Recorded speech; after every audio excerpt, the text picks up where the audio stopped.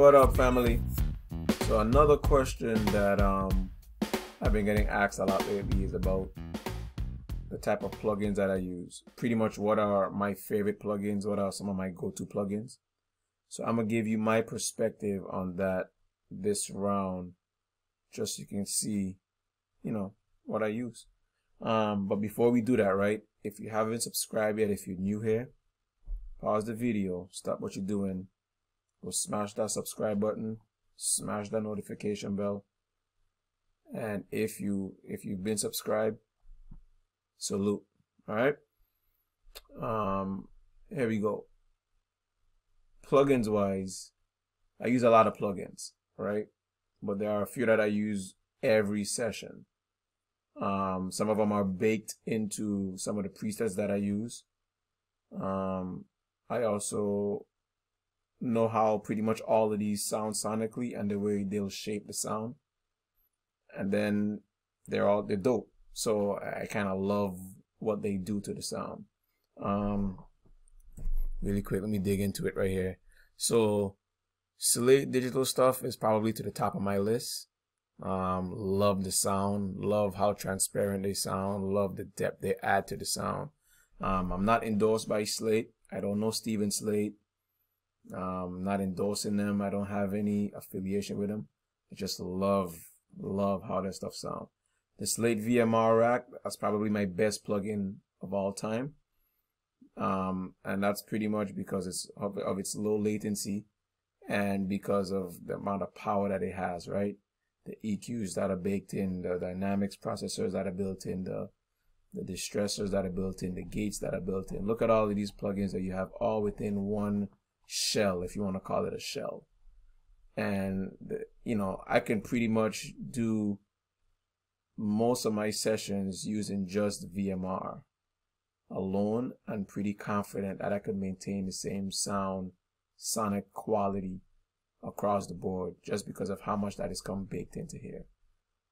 Pretty dope, the VMR. That's probably my number one. Virtual Tape Machine, also by Slate, pretty dope. Just adds a lot of dope color, a lot of warmth to anything that you throw on. Think of it as just adding tape saturation to it, right? Another one that I like for you Logic folks, Logic is my main DAW. Believe it or not, this Logic channel EQ, real simple. Real simple. Doesn't do much of anything but just EQ, but I like the visual representation of it and how easy it is to move around. And that's one of those ones that are just built into Logic, and it's simple. Max Bass, this is built into my bass preset. The reason I like it is because of the amount of control you have. With lower end, if you don't treat it correctly, you would lose out on your bass when listening on specific mediums, right? So cell phones, smaller speakers that don't dig as deep when it comes to the low end. If you don't treat it correctly, you could lose out on a lot of low information that you really would need. So this plugin does a lot of that. If you're not familiar with Max Bass, it's from Waves. Do a YouTube search on it. Or I mean, if people ask about it, I could probably do a perspective video on this by itself. But this does a whole lot, and I don't want to get into how it works, but this is one of my favorite ones, especially for bass. Another one that I love, that I use a lot of, is Native Instruments Transient. And I use this a lot on drums because of the way, and I'm not using it a lot on this track, I don't know why, but the way it pushes the attack of the track forward. So this is really good if you have compression happening and you want to kind of gain back some of that attack after you compress the sound.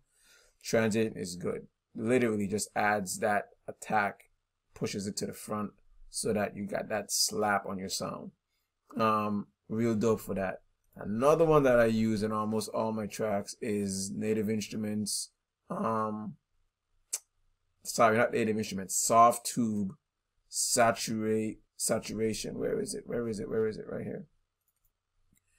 Saturation, man. This plugin right here just adds a lot of harmonic content and a lot of harmonics to your sound. rounds out the sound, makes it sound nice and full, nice and big, and just adds color, a lot of color, and it's really dope, really dope. That's kind of it. So if you go through, you'll see saturation, VMR, transient, right? You see it here as well. And of course, gain. If you've been following me, you know I gain every one of my tracks because I kind of treat that as a preamp to the top of my channel strip, just so I can have more dynamic range and headroom. But you know, that's it. Renaissance reverb is also one of my go-tos as well. Where is it? Right here. Reverb, one of the coolest, easiest to use reverbs out there. It's also one of the Wave Renaissance suite. Really dope, really dope.